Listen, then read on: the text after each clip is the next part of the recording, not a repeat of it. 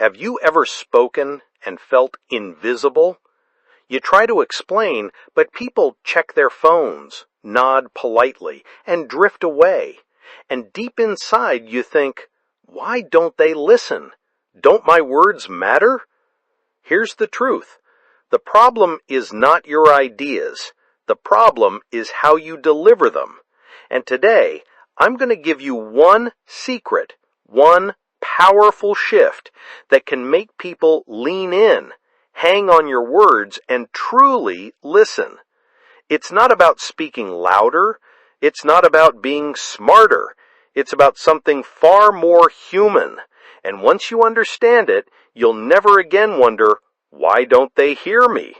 Stay with me, because in the next few minutes, I'll show you the hidden art of making every word count. You've probably noticed this. You start speaking, maybe even sharing something important, but the person in front of you seems miles away. Their eyes flicker to the phone, their head nods vaguely, their thoughts clearly somewhere else. And inside, frustration grows. Why aren't they listening?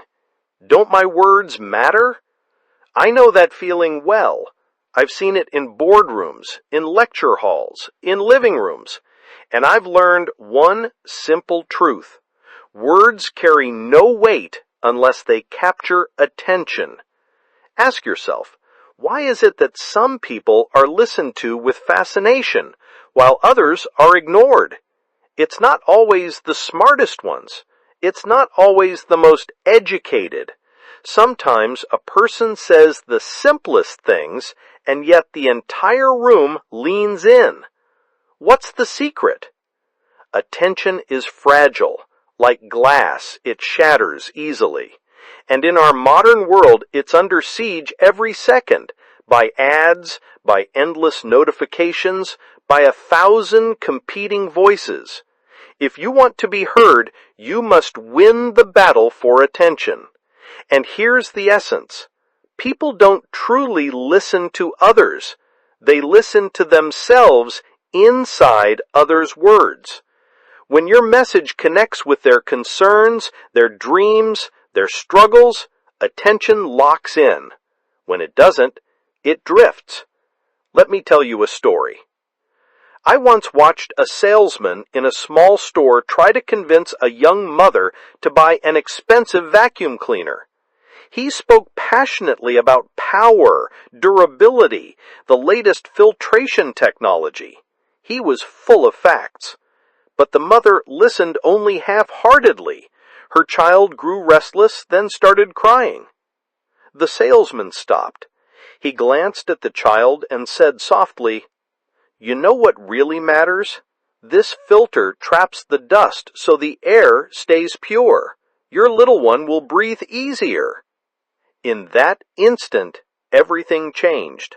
The woman's eyes locked onto him. She asked questions. Within minutes, she walked out with the vacuum. What happened?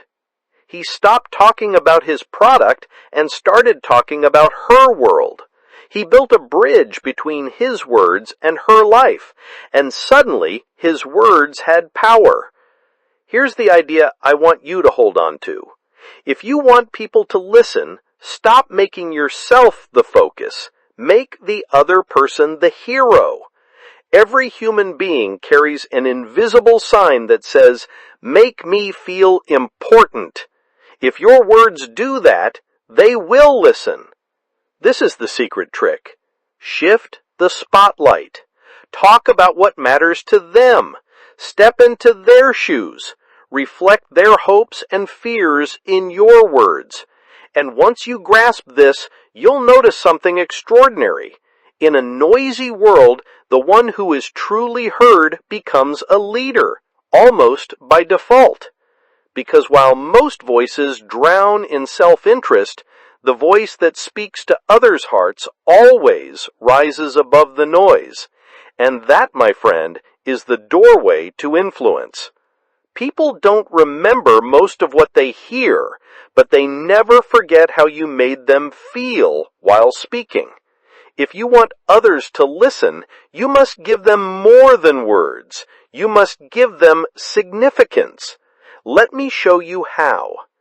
Principle 1, make the other person the hero. Every person you meet carries a silent desire to be seen, to be valued, to be recognized as important.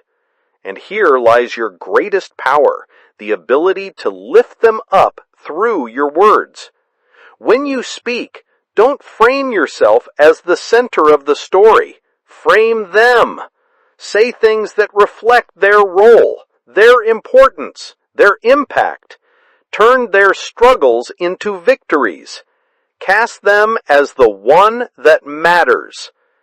Think of a leader who addresses their team after a success. The mediocre leader says, "I worked hard to make this happen." But the leader who wins loyalty says, "Look at what you accomplished. Look at how your effort made the impossible possible." That leader doesn't just speak, they build a bond. The moment you give another person the feeling of significance, they lean in, their ears open, their heart opens, because your words are no longer about you, they are about them. Principle 2, speak their language. Imagine two worlds. In one, a scientist explains advanced physics in technical terms to a group of school children. In the other, the same scientist uses stories, metaphors, and pictures from their daily lives. Which group listens? It's obvious. People listen when the message speaks their language. If you want to be heard, adapt. With a business person, speak in terms of outcomes, numbers, results. With a creative soul, use emotion, vision, imagination. With a friend, use honesty and empathy. Too many people demand others adjust to them, but influence belongs to those who adjust themselves. When you speak the language of your listener, you create a bridge, and through that bridge, your words travel straight to their mind and their heart.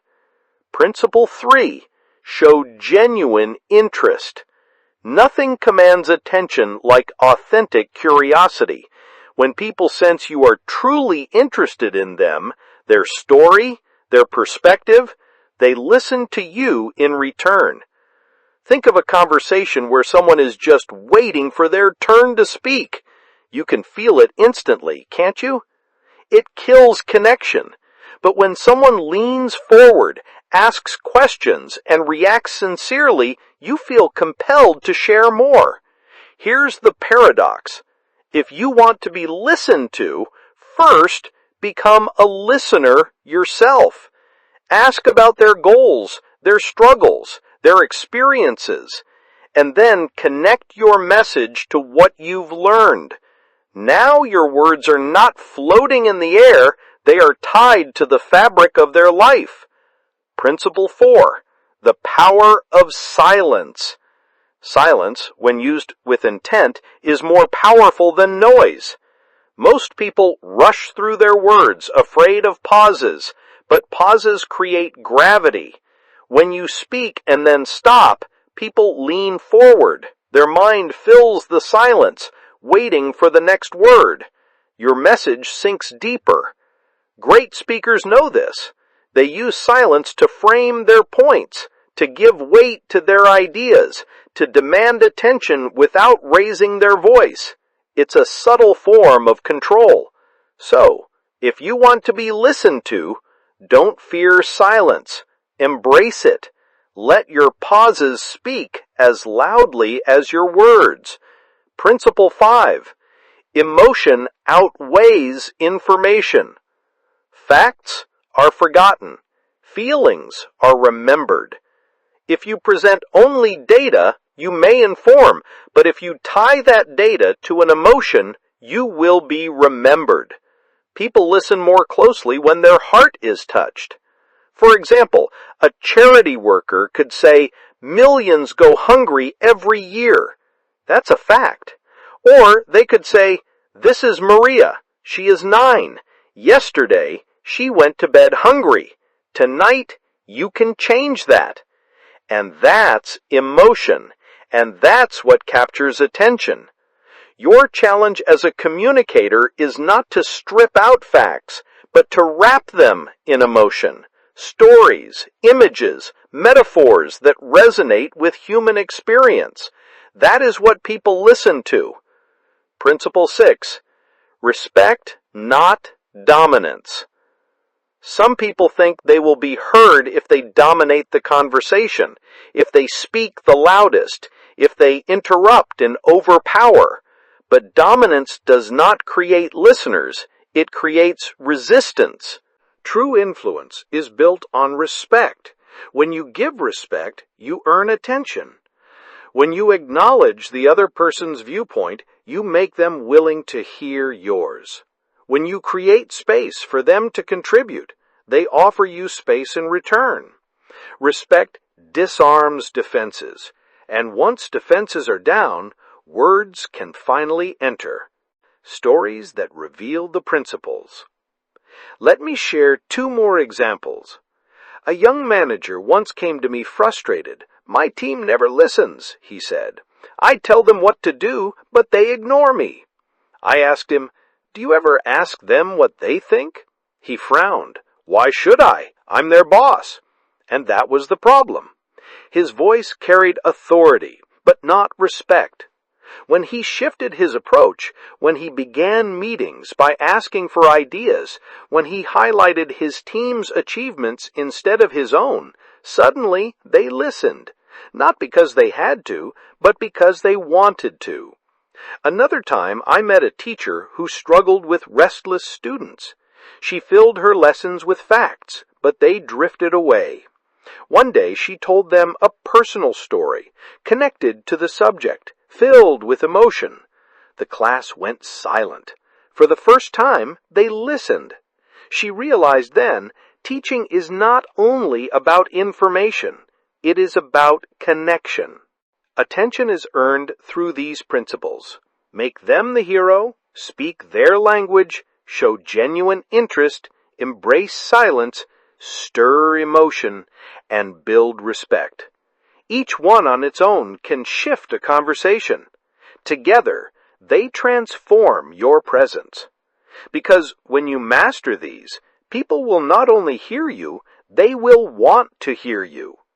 Knowledge without application is like a map never used. Principles mean little unless they are lived. So let us step into the real world and see how these secrets unfold in practice. In the workplace, imagine you are presenting a project to colleagues.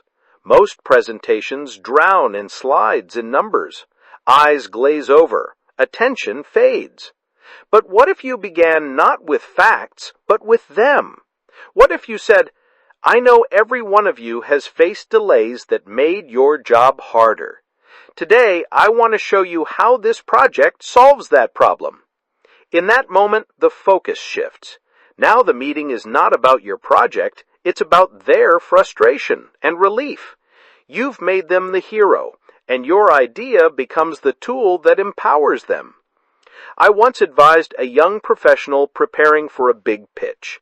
He planned to overwhelm the audience with data. I told him, find out what their real pain is. Speak to that. He discovered the executives cared less about numbers and more about wasted time. When he presented, he said, "This solution will give you back hours every week." The room lit up. He won the contract not because he had the best statistics, but because he spoke their language. In business negotiations, negotiation is not about out-talking the other person. It is about listening so carefully that your words echo their deepest needs. Too many entrepreneurs walk into meetings ready to sell. They list features, benefits, awards. But the client is thinking, "Do you understand my problems?" The most successful negotiators start with questions. What's the biggest challenge you face right now? What keeps you awake at night? When you ask and listen, something shifts. The client feels heard, and once they feel heard, they are ready to hear you. I once watched a skilled negotiator work with a skeptical buyer. Instead of pushing, he simply asked, "What do you wish suppliers did differently for you?" The buyer vented frustrations. The negotiator nodded, took notes, and said, "Let me show you how we can solve those exact problems." The deal closed. The secret wasn't persuasion, it was attention. In leadership, a leader is someone whose words move people. But leadership is not about commanding, it is about connecting. When you address a team, don't speak as if they exist to serve your goals. Speak as if you exist to elevate theirs. Recognize their effort. Celebrate their victories. Ask for their perspective. I recall a CEO who began every town hall not by announcing results, but by inviting employees to share stories of customer success. Suddenly, the company's numbers became more than statistics. They became human triumphs. Employees felt part of something larger. They listened to him because he first listened to them. In personal relationships, the same principles apply at home. Think of the arguments that spiral into frustration. Why? Because both sides are trying to be heard, and neither is listening. What if instead of starting with your complaint, you began with understanding? "I see how hard you've been working. I know you're tired." That single acknowledgement softens the air. Then, when you add your need, "It would mean a lot to me if we could find time together," it lands. I once met a couple on the edge of divorce. They spoke past each other constantly. I told them, "Before you speak, repeat what you heard the other say. Not your opinion of it, just their words." It was awkward at first, but slowly they began to truly listen. And when one listened, the other opened. Their marriage was saved not by eloquence, but by attention. In social situations, have you ever met someone at a party who dominated the conversation, bragging endlessly? You wanted to escape, didn't you? Contrast that with the rare person who asks about you, listens with interest, and responds with warmth. That is the person you remember. That is the person whose words later carry weight. The truth is simple. If you want to be fascinating, be fascinated. When you give others the stage, they will gladly return it to you. And when they do, they will actually listen. Practical exercises. The one question rule. In your next conversation, ask at least one thoughtful question before sharing your own story. Notice how the energy shifts when you focus on the other person first. Translate into their language. Before a meeting or a call, ask yourself, what matters most to this person? Efficiency, recognition, security, or growth? Then frame your words in that language. Pause to add weight. Practice delivering your thoughts with deliberate pauses. Instead of rushing, let silence amplify your message. Watch how people lean in. Reframe with emotion. Take a piece of information you often share, a report, a fact, a request, and rewrite it as a story tied to real human stakes. Use it in your next conversation and feel the difference. Mirror respect. In difficult conversations, resist the urge to interrupt. Acknowledge their perspective first. Respect disarms, and once disarmed, the person can truly listen. The transformation. When you apply these practices, you will notice subtle but powerful changes. People will stop glancing at their phones. They will stop interrupting. They will hold your gaze longer. They will nod with genuine interest. And eventually, you will realize you no longer need to fight to be heard. People give you their attention willingly because you've given them something rarer, the feeling of being valued. The secret trick is not about clever phrases or louder voices. It is about weaving your words into the fabric of another person's world. Do that, and you will never again wonder, why don't they listen to me?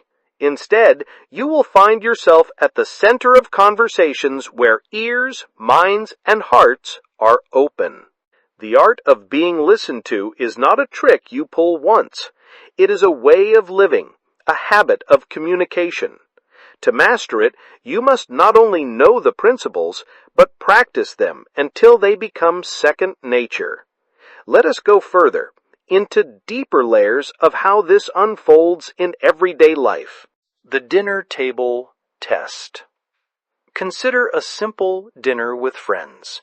10 people sit around the table. Who becomes the center of attention? Not the loudest voice, but the one who creates space for others. The person who asks, "How did your project turn out?" Or, "What was the highlight of your week?" As stories flow, that person becomes the quiet conductor of the conversation. When it's finally their turn to speak, everyone listens.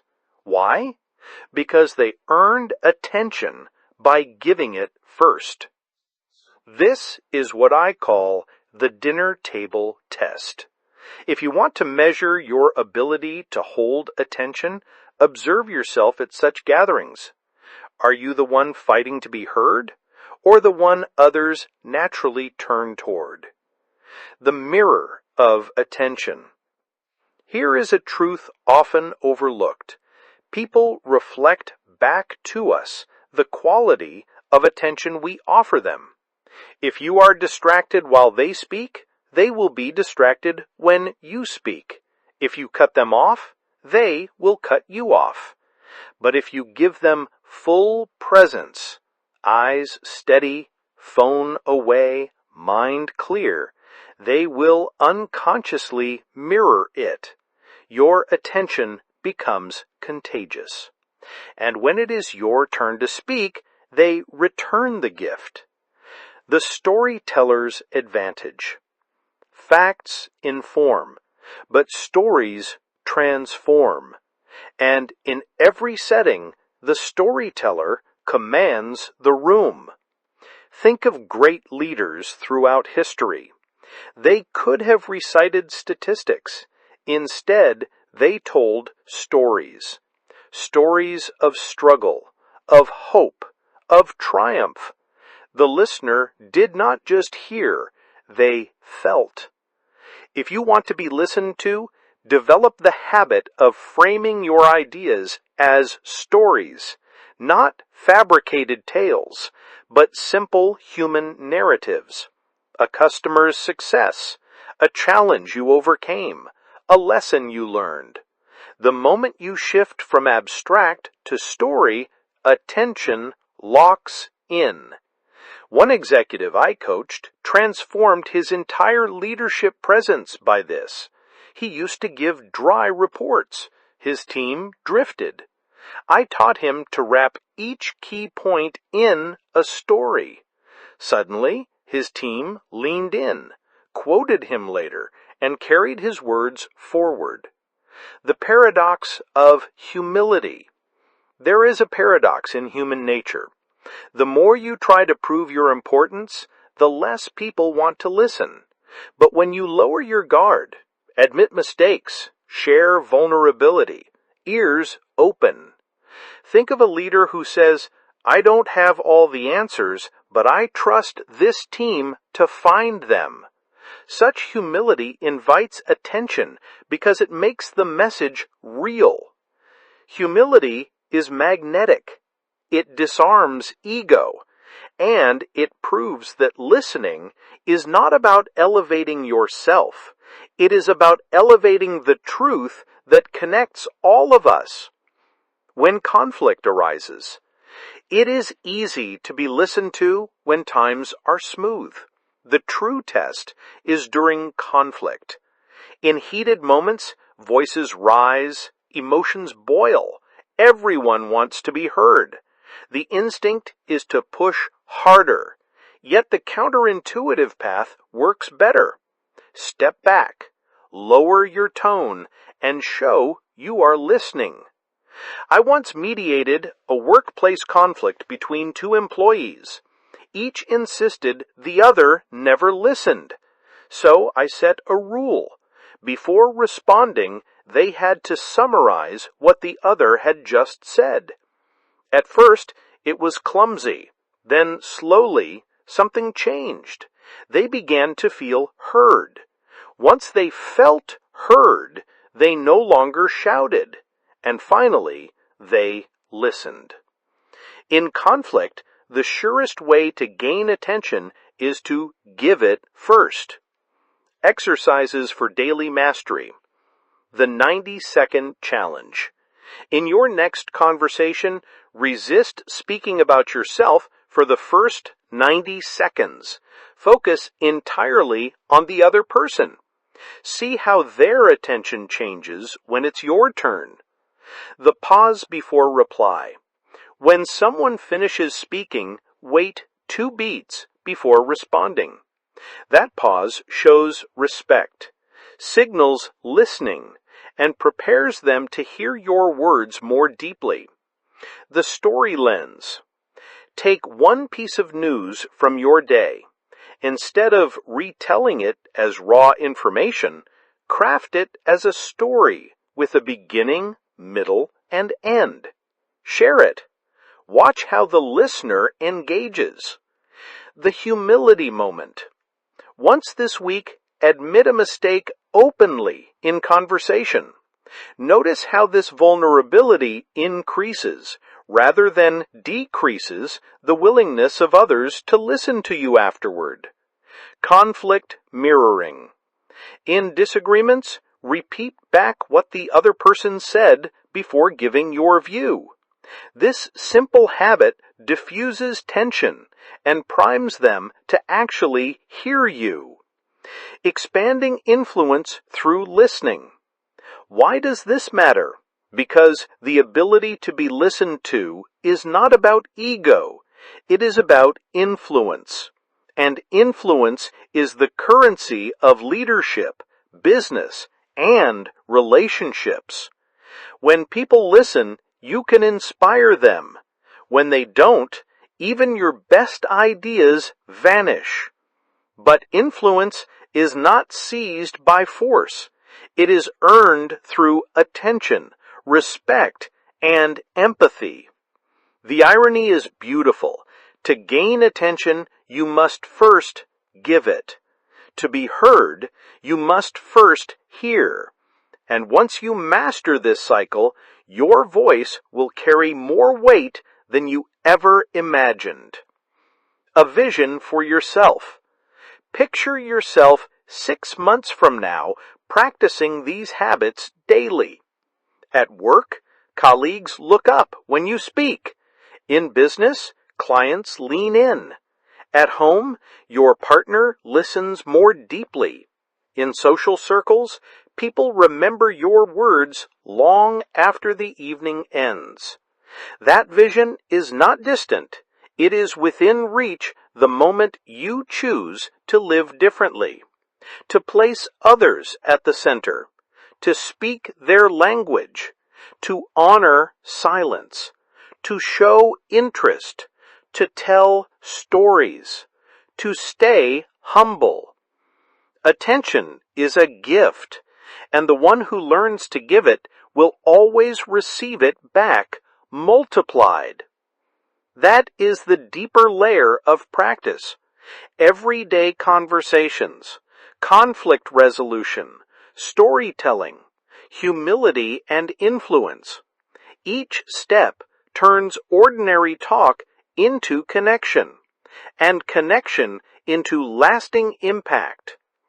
Words alone are never enough. The way they are carried, the way they are framed, the way they are felt, that is what makes people truly listen. To sharpen this skill, let's dive deeper into advanced dimensions of being heard. The rhythm of speech. Listening is not only about content, it is also about rhythm. Some people speak in long, tangled sentences. Others rush as if afraid of silence. Both lose their audience. The secret is variation. Slow down for important points. Speed up when telling a story. Pause to let ideas sink in. Use your voice like a piece of music, with highs, lows, and rests. Great communicators know this instinctively. They don't just say words, they perform them. And because their delivery has rhythm, the mind of the listener stays engaged.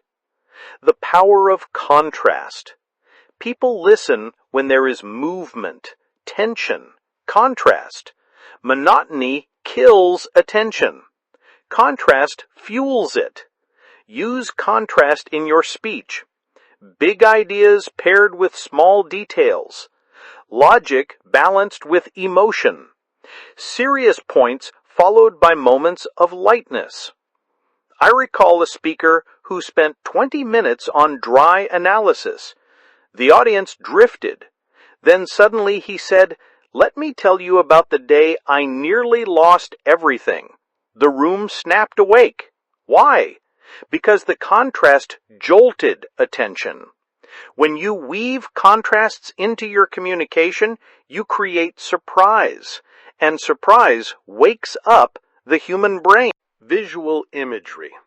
People don't think in abstract words, they think in pictures. If you want to be listened to, speak in images. Instead of saying, "This is a complex challenge," say, "This is like climbing a mountain in the fog."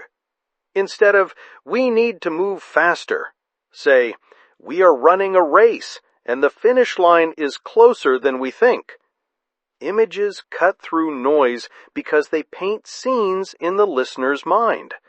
Once someone sees your words, they can no longer ignore them. Energy and presence. Attention is not only captured by what you say, but how you show up. Your energy speaks louder than your sentences. If you speak with low energy, monotone voice, slouched posture, people drift. If you speak with alertness, open body language, and conviction, they lean in. Energy does not mean shouting. It means alignment between your words and your state. People listen when they sense you believe in what you're saying. Conviction is magnetic. Anchoring your message. If you want people to carry your words beyond the conversation, anchor them. Anchors are simple, repeatable phrases or ideas that stick. Think of great slogans, powerful quotes, or metaphors.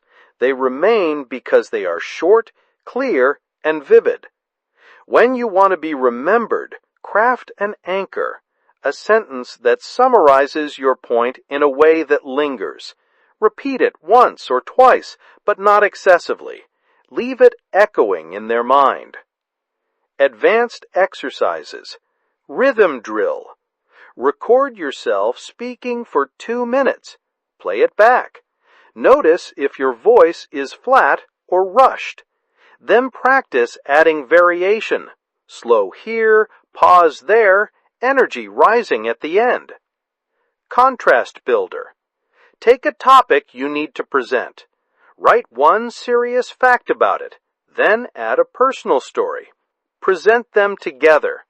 Notice how the mix holds attention. Imagery practice.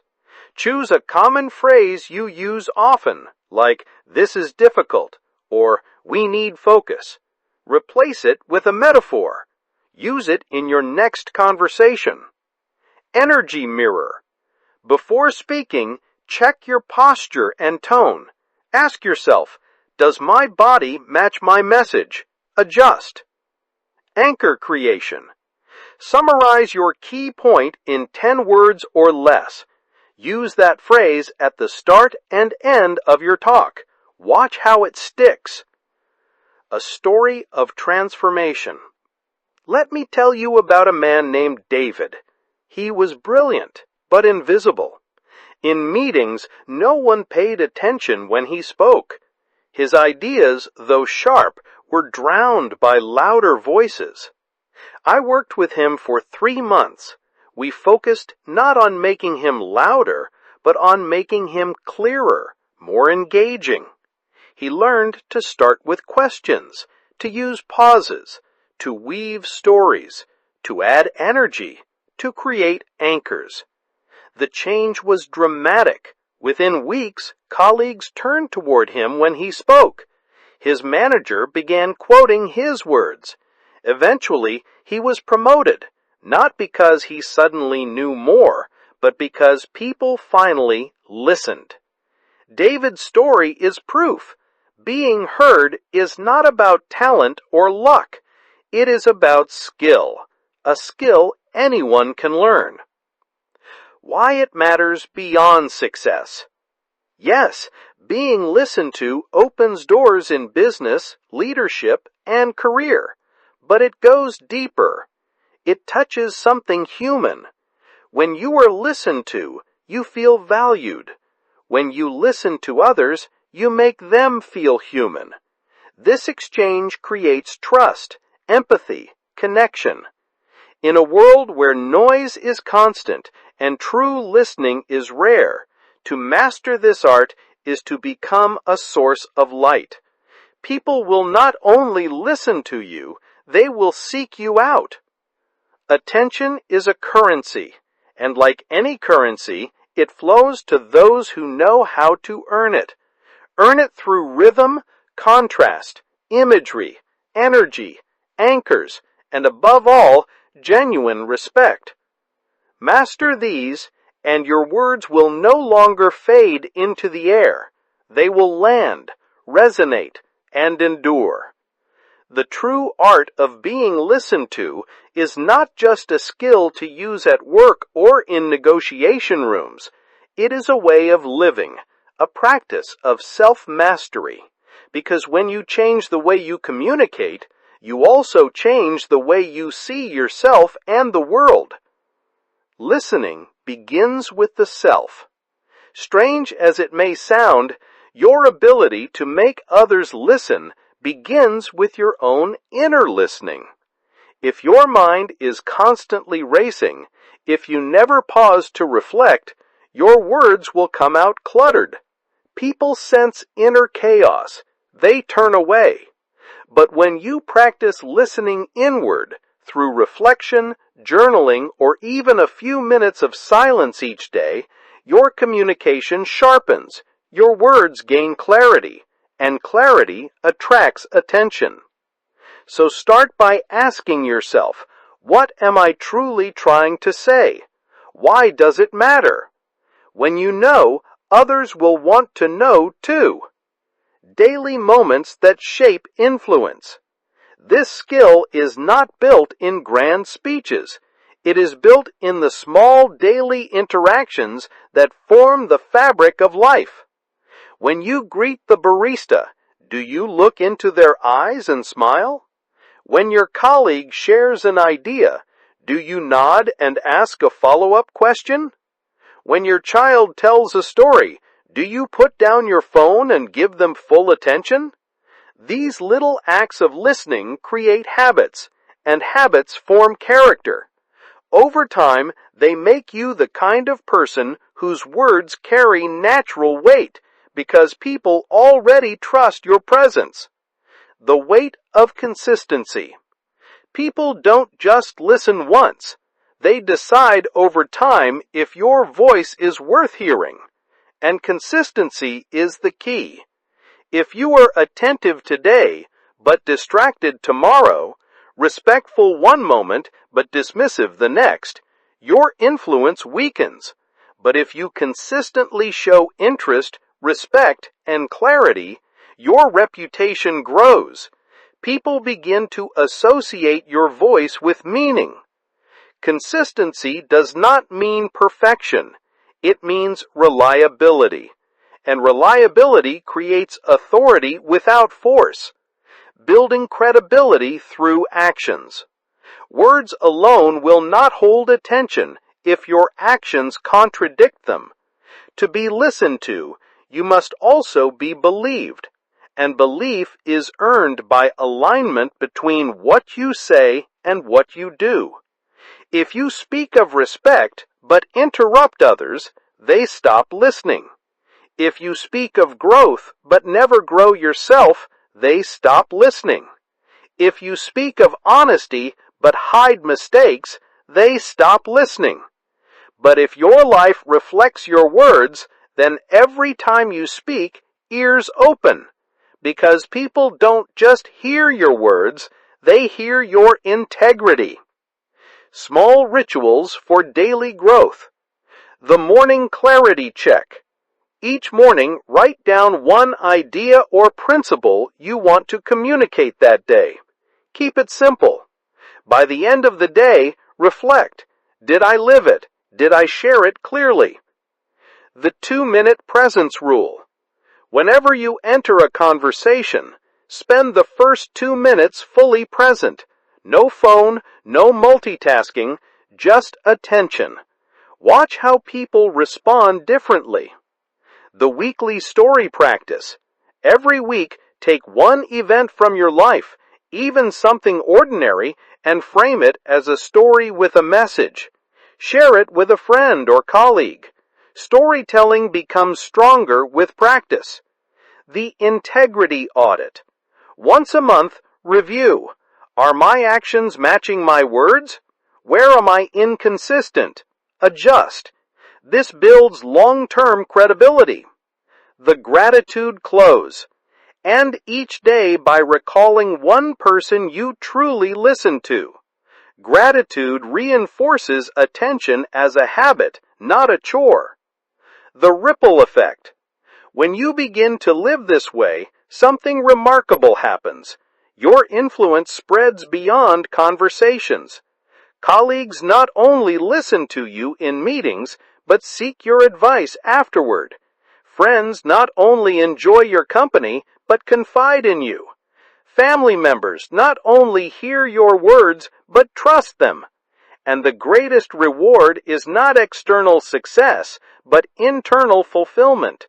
You feel connected, purposeful, alive. Because being listened to is not about control. It is about communion, a meeting of souls through words. A story of personal change. Let me share the journey of Sarah, a young woman I once mentored. She was ambitious, but constantly frustrated. "Nobody takes me seriously," she said. Her instinct was to talk more, push harder, raise her voice, but it backfired. The more she demanded attention, the less she received. I guided her through the principles we've discussed. Listening first, speaking with imagery, using pauses, showing humility. At first she doubted. "This feels too simple," she said. But she tried. She asked more questions in meetings. She slowed her pace. She spoke in stories instead of raw data. She acknowledged others before adding her point. Within weeks, colleagues began nodding when she spoke. Within months, she was leading projects. Later, she told me, "I didn't just change how I speak, I changed who I am." That is the essence. To be listened to is not merely a communication technique, it is a personal transformation. Beyond influence, creating impact. When your words are heard, you have the power to inspire change. And the world needs voices that bring clarity, empathy, and vision. Think of the people who shaped history, not by force, but by the ability to make others listen, to stir hearts, to awaken hope, to move nations. They were not always the loudest, nor the most powerful, but they mastered the art of speaking to what mattered in others. You may not seek to change the world, but you can change your world, your workplace, your family, your community by mastering the same art. The ongoing journey. There is no finish line. Becoming someone who is listened to is a journey of lifelong practice. Every conversation is training. Every silence is a chance to reflect. Every mistake is an opportunity to adjust. And the reward is not only influence, it is the deep joy of knowing your words have meaning. Your presence has impact. Your voice makes a difference. To be listened to is not a gift given to a chosen few. It is a skill, a discipline, a way of life. And the moment you choose to live by it, you step into a new reality, a world where your voice matters not because you demand it, but because you have earned it. Silence for a moment. Imagine this. You are speaking, and people are leaning forward. Their eyes are fixed on you, their phones forgotten, their minds alive with your words. They are not just hearing, they are listening, deeply, attentively, respectfully. This vision is not reserved for the gifted few. It is available to anyone willing to change the way they approach communication. The secret, as you've discovered, is not in louder voices or sharper arguments. It is in something more human. Giving significance to others, speaking their language, showing genuine interest, weaving stories, embracing silence, embodying respect. These are not tricks.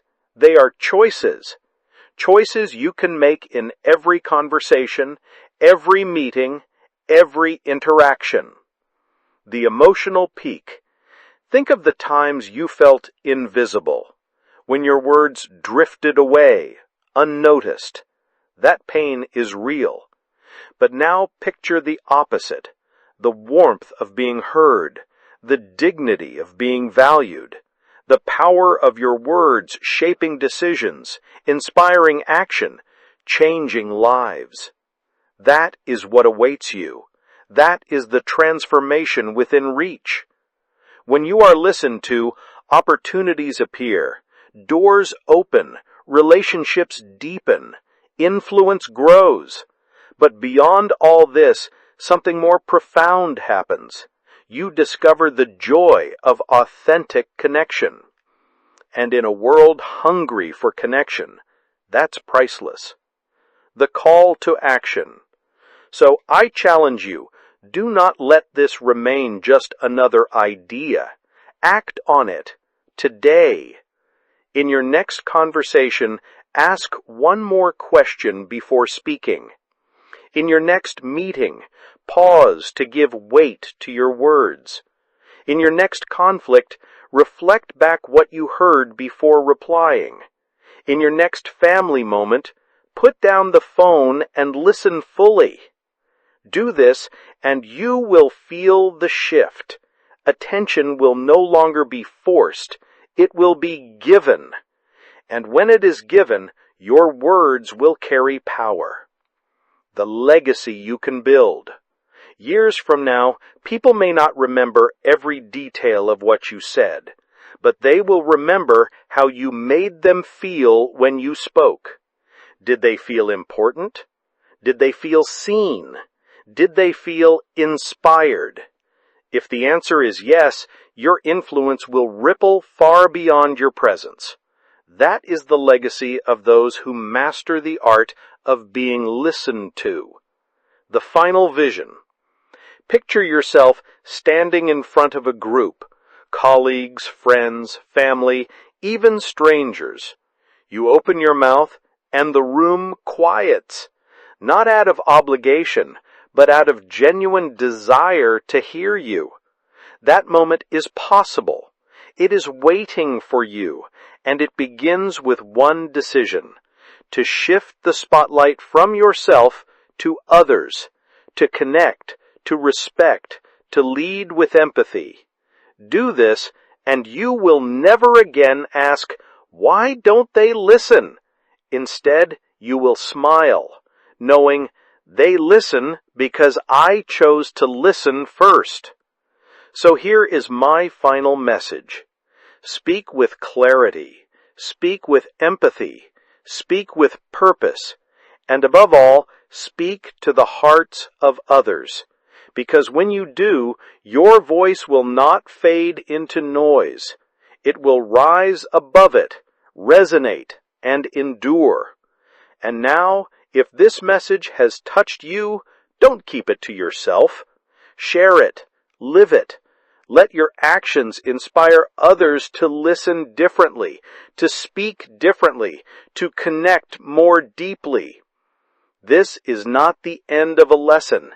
It is the beginning of a new way of living, a life where your voice matters because you made others matter first. If you found this valuable, take one more step. Carry this message forward. And if you are here with me now, I invite you, like, subscribe, and leave a comment.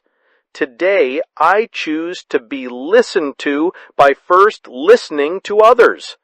I will read your words, and together we will build a community where voices are not lost in the noise, but rise with clarity, strength, and purpose. Your voice matters. Let the world hear it.